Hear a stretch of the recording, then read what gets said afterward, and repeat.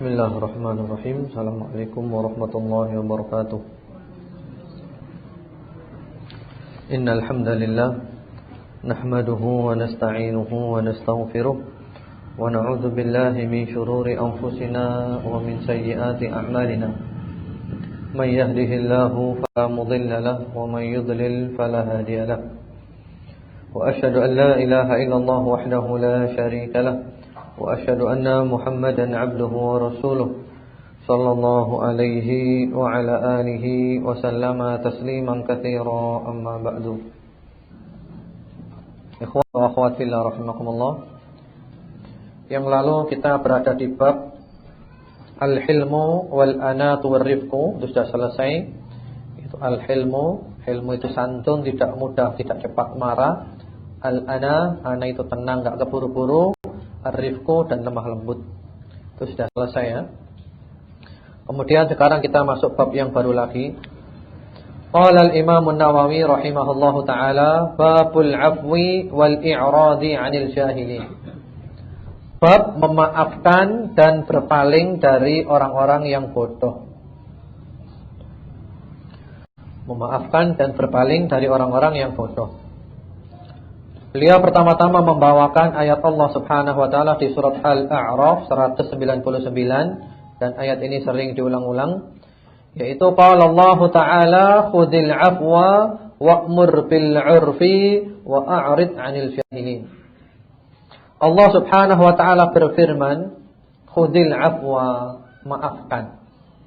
Wa'mur bil 'urfi, dan hendaklah kamu menyuruh kepada yang ma'ruf, wa a'rid 'anil jahilin, dan berpalinglah dari orang-orang yang bodoh.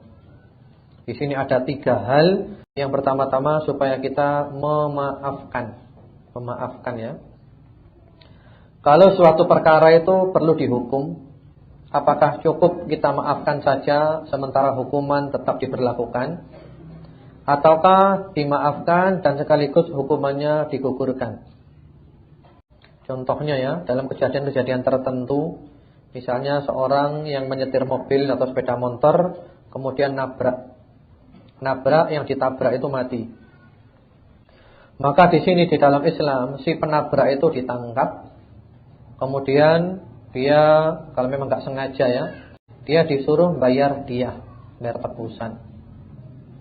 Bahkan juga dia disuruh memerdekakan budak ketika ada perbudakan ya.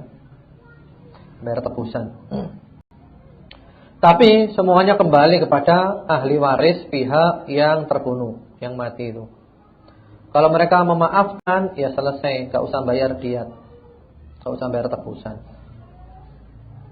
Lah di sini apakah dimaafkan dan sekaligus menggugurkan itu, ataukah dimaafkan secara pribadi sementara hukuman tetap berjalan? Syekh Muhammad bin Shalih Al-Utsaimin rahimahullah taala membagi.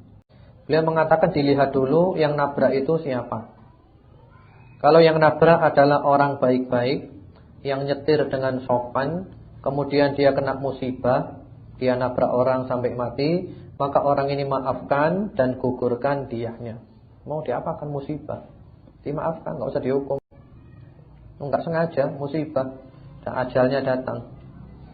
Berbeda kalau yang nabrak itu adalah orang yang memang ugal-ugalan, kalau nyetir, ngebut-ngebutan, dia ngawur, dia sembrono. Orang seperti ini dimaafkan secara pribadi boleh-boleh saja, tapi hukuman tetap dilaksanakan. Kenapa? Untuk membuat jera dia dan teman-temannya. Hukuman tetap dilaksanakan.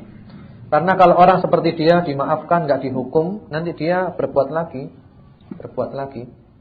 Teman-temannya enggak kapok. Jadi di sini dimaafkan, kemudian menegakkan amar ma'ruf wa a'rid 'anil jahilin, dan berpalinglah dari orang-orang yang bodoh. Berpaling ya. Orang bodoh buat apa dilayani? Sudah diberitahu, sudah dijelaskan, tetap saja ngotot. Kalau kita pikiri orang seperti itu, kita bisa putus asa. Bagaimana caranya? Sudah, yang penting kita sudah menyampaikan tugas kita, kewajiban kita. Setelah itu tawakal Allah. Karena orang-orang seperti mereka kalau dipikiri, kita bisa putus asa, enggak bisa berbuat apa-apa. Kemudian beliau Al-Imam An-Nawawi rahimahullah taala membawakan ayat Allah lagi, surat Al-Hijr 85, fasfahis safhal jamil. fasfahis safhal jamil. Di sini Allah Subhanahu wa taala memerintahkan Rasulnya Muhammad sallallahu alaihi wasallam agar supaya memaafkan orang-orang musyrik yang mengganggunya dan mendustakannya. Dimaafkan, jangan dipikir ya Rasulullah. Maafkan, mereka orang bodoh, mereka orang enggak ngerti. Kalau kamu pikiri terus, nanti kamu bisa putus asa. Demikian. Tapi tentu saja ayat ini turunnya di Mekah ya. Ini sebelum hijrah ke Madinah dan sebelum ada perintah untuk qital, untuk perang ya. Ini periode Mekah. Enggak punya kekuatan, tidak punya kemampuan, sabar, maafkan saja. Kalau kita lihat Rasulullah sallallahu alaihi wasallam ketika periode Mekah, itu beliau menerapkan kaidah al-mudaroh. Mudaroh ya, berlemah lembut tapi tetap mengatakan yang hak. Karena dalam masalah ini ada 3 tingkatan. Yang pertama-tama itu adalah tingkatan al-hajar. Hajar itu memboikot, mengucilkan. Hajar ini kalau memang bermanfaat dipakai. Tujuannya hajar ini adalah untuk menyadarkan seseorang dan untuk mempersempit ruang lingkup penyebaran penyimpangannya. Kalau memang ada manfaatnya dipakai hajar. Kalau nggak ada manfaatnya jangan dipakai hajar. Dia diboikot, tambah parah, tambah ngerusak, tambah bahaya, tambah madharat, jangan dipakai, nggak ada manfaatnya. Sama dengan obat, nggak bermanfaat jangan diminum. Maka kita pindah ke yang kedua, mudaroh. Apa mudaroh itu? Mudaroh itu adalah kita berlemah lembut tapi tetap mengatakan yang hak. Bukan memboikot, bukan mengucilkan, bukan bermasa muka, bukan meninggalkan salam. Kita tetap baik, tapi kita tetap memegang prinsip kebenaran. Mudaroh. Dan zaman kita sekarang ini secara umum, sekarang ini adalah hadza zamanus sabri wal mu'alafah. Secara umum, zaman ini adalah zaman sabar dan zamannya lemah lembut. Karena ketika dipraktekkan hajar secara umum, itu manfaat enggak ada, madharat yang banyak. Orang jadi salah paham dan macam-macam lah madharatnya. Madharat. Mungkin kepada kasus tertentu, orang tertentu, saat tertentu bisa diamalkan hajar. Mudaroh ini penting. Yang tidak boleh itu adalah yang ketiga, yaitu al-mudanah. Bagaimana firman Allah Subhanahu wa taala, "Waddu law tudhinu fayudhinun." Mudahanah itu kita berlemah lembut, berbaik-baikan sambil kita ada kesan merestui mereka, menyetujui mereka, meridhai mereka. Ini enggak boleh. Ini sifatnya orang munafik. Mudaroh ini penting. Katakanlah ada orang yang menyimpang, kelompok yang menyimpang, mereka sudah turun-temurun menyimpang. Ketika kita bersikap kepada mereka dengan sikap yang kasar, kita sikati terus mereka. Kita sikati terus dengan sikap yang kasar lah. Mereka berubah atau tidak? Coba renungkan ya. Ketika kita sikapi mereka dengan kasar, mereka enggak berubah. Ketika kita sikapi mereka dengan halus, mereka juga tidak berubah. Tapi ketika kita menyikapi dengan kasar, yang ada adalah madharat. Ketika kita sikapi dengan halus, yang ada adalah maslahat. Tapi mereka tetap enggak berubah. Yang cocok dipakai yang mana? Secara akad saja sudah jelas mudaroh. Sebelum kita kembali kepada dalil, dalil jelas pasti sudah. Jadi mereka itu mau kita kasari, ya tetap gitu. Mau dilembuti, ya tetap gitu, sama aja. Hanya bedanya kalau kita kasari yang ada madharat, kalau kita lembuti yang ada adalah maslahat, minimal tidak ganggu kita. Maka kalau kita orang berakal, kita pakai cara yang kedua. Toh sama saja. Kamu mau bilang mereka itu ahli bid'ah 1 juta kali, mereka tetap ahli bid'ah. Atau kita pakai cara yang halus, ya mereka tetap gitu juga. Cuman bedanya kalau yang pertama itu madharat, terjadi kekacauan dan macam-macam. Kalau yang kedua maslahat. Minimal mereka tidak mengganggu kita. Demikianlah fasfahis safhal jamil. Kemudian Al-Imam An-Nawawi rahimahullah ta'ala membawakan ayat Allah di surat An-Nur 22. Wal ya'fu wal yasfahu ala tuhibbuna ayyaghfirallahu lakum. Dan hendaklah mereka memaafkan dan berlapang dada. Apakah kamu tidak ingin Allah mengampuni kamu? Ayat ini asbabun nuzulnya yaitu kepada sahabat Abu Bakar As-Siddiq radhiyallahu taala anhu. Namun makna ayat ini mencakup siapa saja di antara kaum muslimin. Waktu itu ada kejadian yang dikenal dalam sirah Nabi Muhammad sallallahu alaihi wasallam dengan haditsul ifk, yaitu berita bohong. Nanti ada ya, kita baca sirah nanti ada di periode Madinah. Itu terjadi ketika perang Ghazwah Al-Muraisi. Ketika itu Rasulullah sallallahu alaihi wasallam mengirim pasukan ya. Sampai ada beberapa kejadian ketika Ghazwah Muraisi, terutama orang-orang munafik yang mereka banyak membuat fitnahan-fitnahan dan mengacau serta mengadu domba. Di antaranya waktu itu Ibunda Aisyah ikut. Ibunda Aisyah radhiyallahu taala anha itu naik di Haudaj. Haudaj itu di onta, lalu ada seperti rumah-rumahan itu ya. Itu namanya Haudaj. Wanita masuknya di sana, tinggal di sana. Ketika itu Ibunda Aisyah mereka ketika pulang dari Ghazwah Muraisi, di suatu perjalanan istirahat, ada satu keperluan. Kemudian Ibunda Aisyah turun dari haudajnya. Turun dari tempatnya itu, dari mobilnya lah kalau sekarang. Untuk suatu keperluan dan kembali lagi. Ketika telah kembali, Ibunda Aisyah mendapatkan kalungnya hilang. Kalungnya enggak ada, jatuh. Lalu beliau kembali lagi mencari kalungnya yang jatuh itu. Sementara rombongan sudah mau berangkat.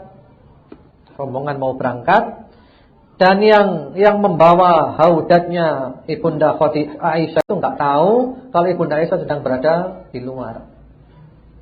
Akhirnya haudajnya dipikul, dinaikkan di onta dan ontanya berangkat. Mereka enggak tahu karena disebutkan dalam riwayat Ibunda Aisyah itu orangnya kecil, kurus. Sehingga enggak terasa apakah di dalam ada orang atau enggak bisa bedakan. Berangkat Ibunda Aisyah ketinggalan.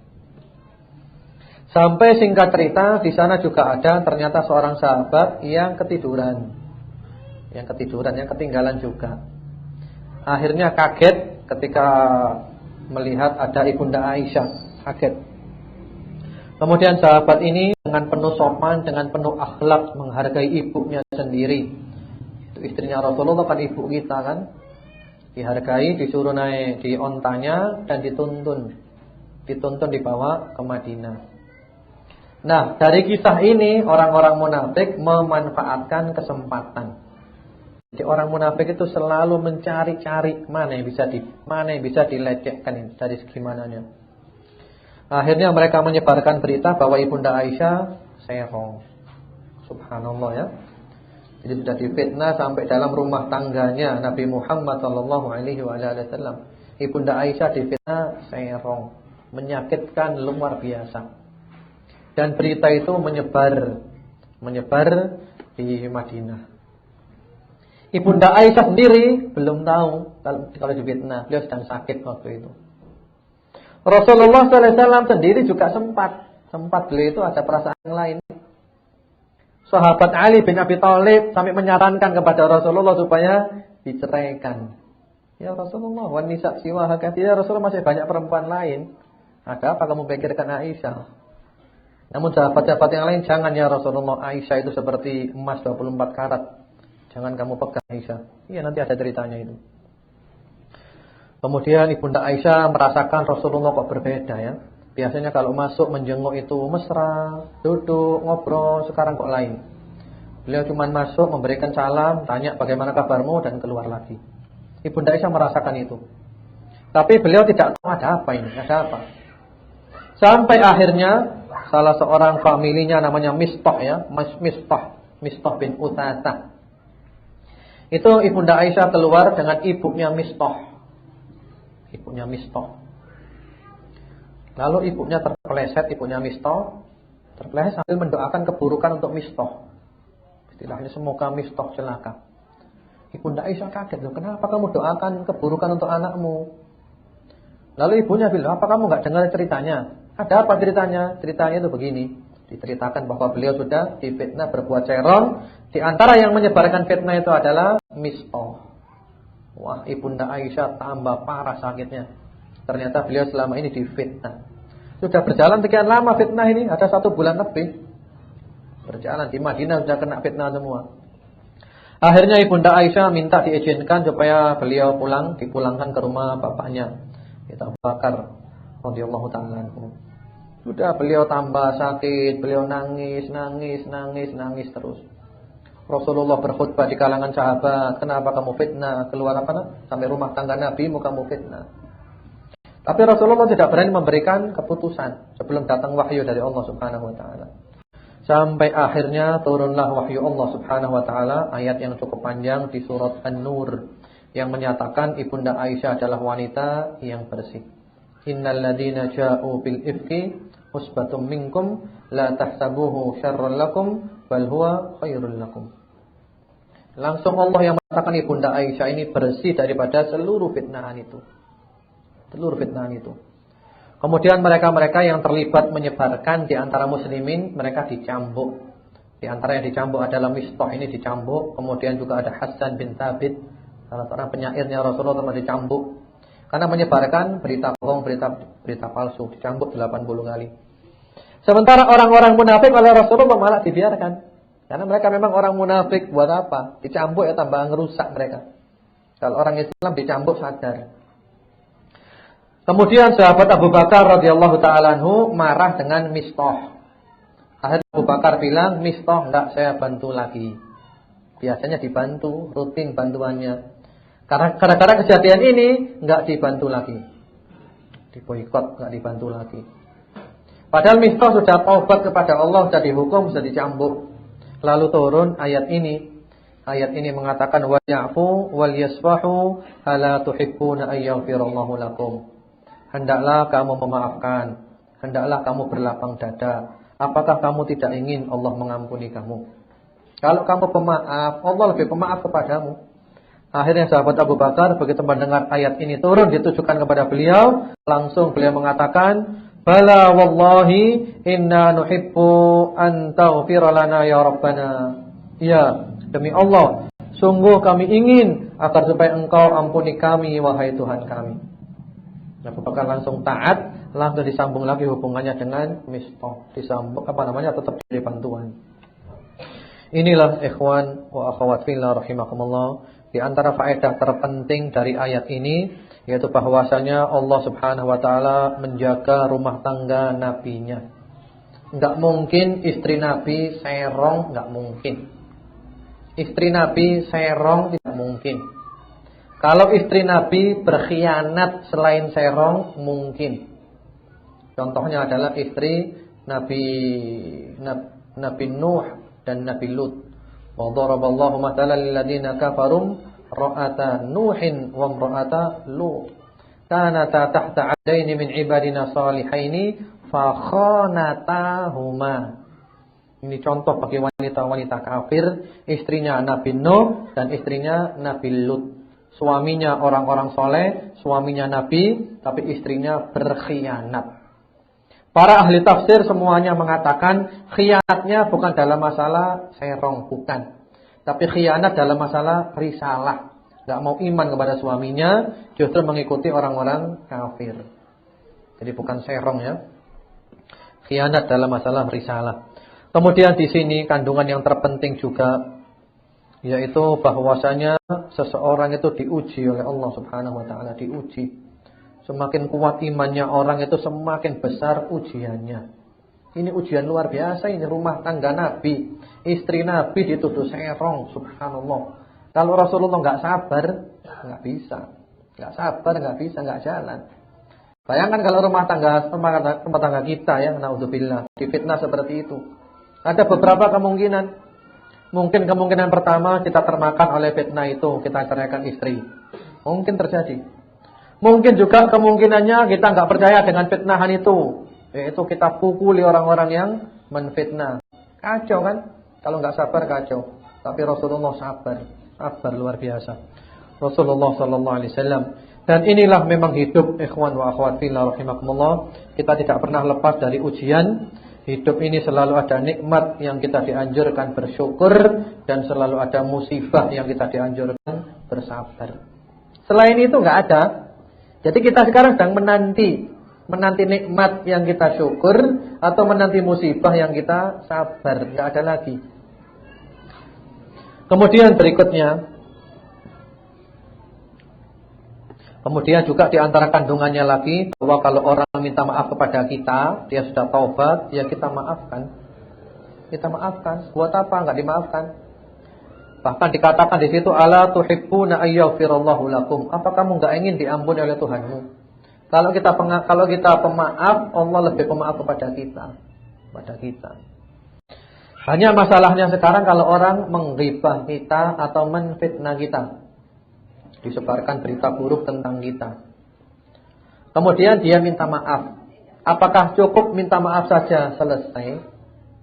Ataukah dia harus merehabilitasi nama kita? Pendapat yang benar di kalangan para ulama, di samping dia minta maaf, dia taubat, dan dia harus membersihkan nama kita. Di mana dia dulu ngerusak nama kita, maka di sana dia harus memperbaiki nama kita. Itu kafarahnya, tebusannya. Kemudian berikutnya dibawakan oleh Imam Nawawi rahimahullah taala di surat Ali Imran ayat nomor 134, wal 'afina 'anil nas wallahu yuhibbul muhsinin. Ayat ini sudah lewat ya di bab yang lalu, yaitu wal kadhiminal ghaidha wal 'afina 'anil nas wallahu yuhibbul muhsinin. Dan orang-orang yang menahan amarahnya, memaafkan manusia, dan Allah menyukai orang-orang yang berbuat baik. Kemudian berikutnya di surat Asy-Syura ayat 43. Allah berfirman, "Wala man sabara wa ghafara inna dzalika lamin azmil umur." Dan barang siapa yang sabar serta memaafkan, sesungguhnya hal itu adalah termasuk perkara-perkara yang diutamakan. Sabar dan memaafkan. Hidup tanpa sabar enggak nikmat, hidup dengan sabar akan nikmat. Kemudian setelah itu, ikhwan wa akhwat fillah rahimakumullah, Al-Imam Nawawi rahimahullahu taala membawakan hadis yang cukup panjang, tidak apa-apa kita baca satu aja hadisnya. Itu tentang kisah beliau ketika ditolak dakwahnya di Thaif.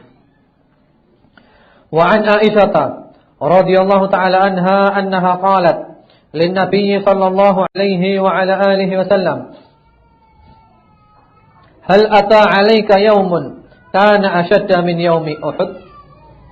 Dari Ibunda Aisyah, semoga Allah meridhoinya, beliau berkata kepada Nabi Muhammad sallallahu alaihi wasallam, wahai Rasulullah, apakah pernah datang kepada Anda hari yang lebih sulit daripada hari Uhud? Ya Rasulullah, apakah Anda pernah mengalami kesulitan yang lebih daripada ketika perang Uhud? Yang mana perang Uhud itu sangat sulit ya. Rasulullah Muhammad SAW dan kaum muslimin mengalami kekalahan dalam peperangan.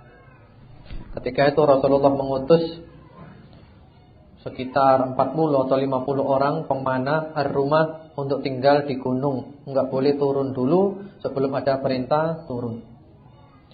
Akhirnya terjadilah peperangan Uhud dan kaum muslimin mendapatkan kemenangan. Kemudian mereka-mereka yang ada di gunung itu, pemanah, mereka menyangka sudah selesai perangnya, mereka turun untuk segera mendapatkan bagian mereka daripada harta rampasan perang. Kemudian mereka turun, padahal belum datang perintah turun, melanggar arahan Nabi Muhammad SAW. Waktu itu panglima orang-orang musyrik, yaitu Khalid ibn al-Walid, yang dikenal ahli strategi perang, yang setelah Islam dikenal dengan nama Sayyifullah al-Maslul, pedang Allah yang terhunus. Melihat kaum muslimin sudah turun, meninggalkan posisi yang strategis, langsung dia balik pasukannya, menguasai posisi itu, dan muslimin diserbu tunggang langgang. Lari, kalah. Rasulullah SAW tidak mau lari. Dia tetap maju dan beliau sempat terluka.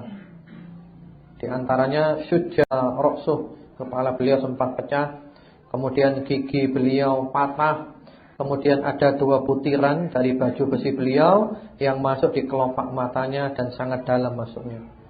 Pokoknya beliau luka. Rasulullah sallallahu alaihi wasallam, perang Uhud menyakitkan. Ini juga bahwasanya ikhwan wa akhwat fillah rahimakumullah, sebab kegagalan itu adalah tidak mau taat kepada pemimpin. Gagal, tak mau taat, gagal. Yang penting pemimpin itu lurus, tidak nyimpang, ditaati.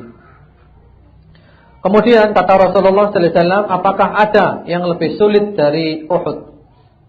Kata beliau, qala laqad laqitu min qaumika wa kana ashaddu ma laqitu minhum yaumal aqabah. Kata Rasulullah sallallahu alaihi wasallam, iya, aku mendapatkan dari kaummu yang lebih sulit, yaitu pada hari Aqabah. Maksudnya di sini adalah ketika beliau hijrah ke Thaif, ya, ke Thaif.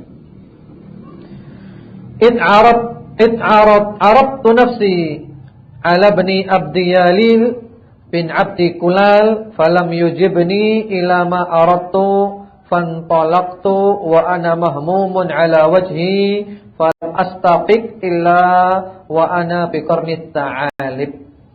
Ini ceritanya disingkat ini, ya.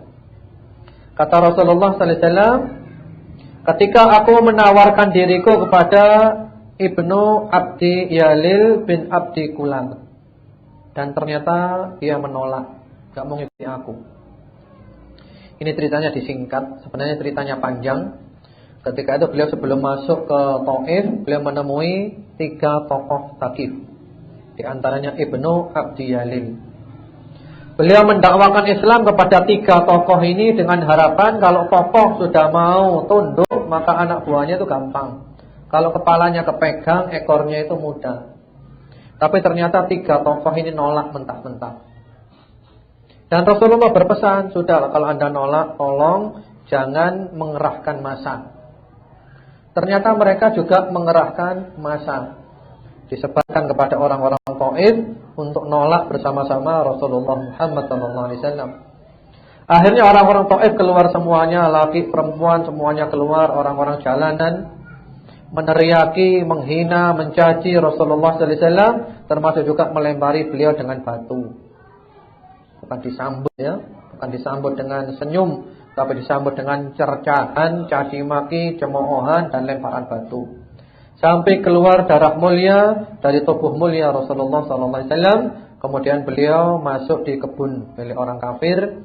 Kemudian orang kafir itu kasihan lihat beliau, suruh pembantunya Adas membawakan anggur, dan beliau ketika hendak makan bilang bismillah, lalu Adas tanya, sampai akhirnya Abbas ceritanya Adas masuk Islam.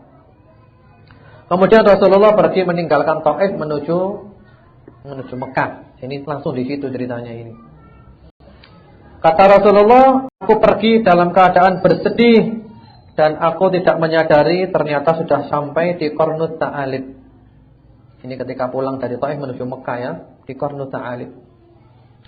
Farafa'tu nafsi fa idza ana bi sahabatin qad adallatni fa nadartu fa idza fiha Jibril alaihi salam fanadani faqal. Lalu di tengah perjalanan itu aku melihat ke atas, menolehkan kepalaku ke atas, aku melihat ada awan yang menaungi aku, dan aku lihat di sana ternyata ada malaikat Jibril. Lalu Jibril memanggilku. Jibril mengatakan, innallaha ta'ala qad sami'a qawla qaumika laka wa ma raddu 'alaik wa qad ba'atha ilaika malakal jibal lita'murahu bima syi'ta fihim. Kata malaikat Jibril, wahai Rasulullah, sesungguhnya Allah telah mendengar ucapan kaummu kepadamu dan penolakan mereka terhadapmu. Dan Allah telah mengutus kepadamu malaikat penjaga gunung supaya kamu perintahkan dia sesukamu. Ya Rasulullah, malaikat penjaga gunung silahkan Anda perintahkan untuk apa? Fanadani malakul jibal fasallama alayya thumma qala ya Muhammad, innallaha qad sami'a qawla qaumika lak wa ana malakul jibal wa qad ba'athani rabbi ilaika lita'murani bi amrik fama syi'ta. In syi'ta abtaqtu alaihimul akhbashain. Lalu malaikat penjaga gunung menyeru Rasulullah sallallahu alaihi wasallam, mengatakan, memberi salam dulu, kemudian mengatakan, wahai Muhammad, sesungguhnya Allah telah mendengar ucapan kaummu kepadamu. Aku adalah malaikat penjaga gunung, dan Allah mengutusku supaya kamu perintahkan aku sesukamu. Maunya apa kamu? Kalau kamu mau, aku akan menimpakan kepada mereka 2 gunung ini. 2 gunung di Mekah.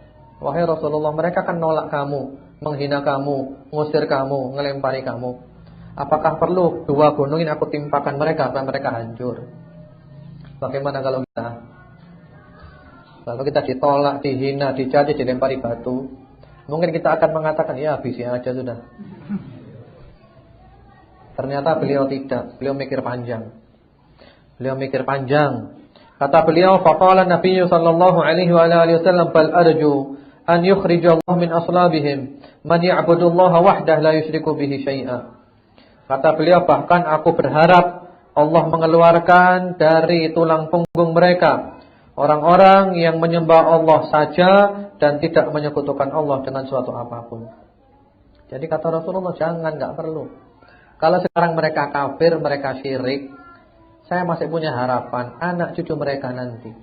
Anak cucu mereka nanti saya berharap ibadah kepada Allah dan tidak syirik. Subhanallah ya. Rasulullah itu mikir panjang. Inilah orang besar.